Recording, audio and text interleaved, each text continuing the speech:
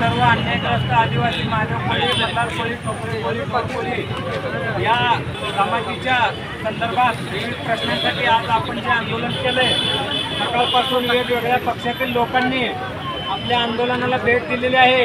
प्रत्येकाची चिठ्ठी आहे की ह्यांना आरक्षण म्हणजे सुलभ पद्धतीनं दाखले मिळाला पाहिजे, ह्यांना लाभ मिळाला पाहिजे, प्रत्येकालाच वाटतंय, पण मनापासून तळमळीनं कोण सोडवत नाहीये। त्यामुळं आता आपला सर्व समाज एकजुटीनं लढायला तयार झालेला आहे आणि पूर्ण ताकदीनं आपण सरकारला आजच्या फक्त 1 दिवशी धरणे आंदोलनातून दाखवून दिले आपण की आम्ही काय करू शकतो आणि ह्याच्या पुढची जी काही दिशा असेल, सरकारला 2 महिन्याचं इथून पुढं अल्टिमेटम असेल। एकतर सरकारने पूर्णपणे कोळी समाजाला न्याय दिला पाहिजे, अन्यथा त्यांनी विसरून जावं की 2024ला भाजप महायुती शिवसेनेचं सरकार होतं हे त्यांना विसरावं लागेल।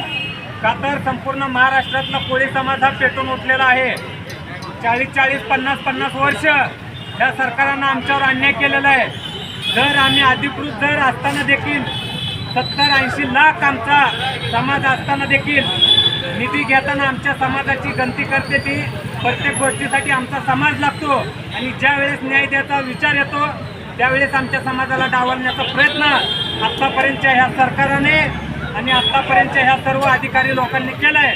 म्हणून माझं या अधिकारी आणि सरकारला सांगणं आहे की आजपर्यंत आम्ही शांत बसलो, इतक्या दिवस झाले ह्याच्या पुढची लढाई ही आमची एकतर अंतिम असेल नाहीतर सरकारची अंतिम असेल एवढं सांगतो। आणि मुख्यमंत्र्यांनी परवा 6 तारखेला मीटिंग आयोजित केली होती, त्यामध्ये काही आमदारांनी मुद्दाम गोंधळ घातलेला आहे।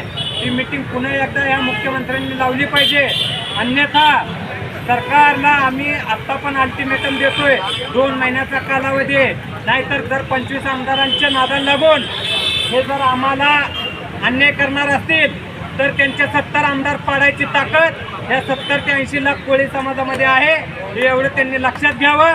मी एवढं बोलतो।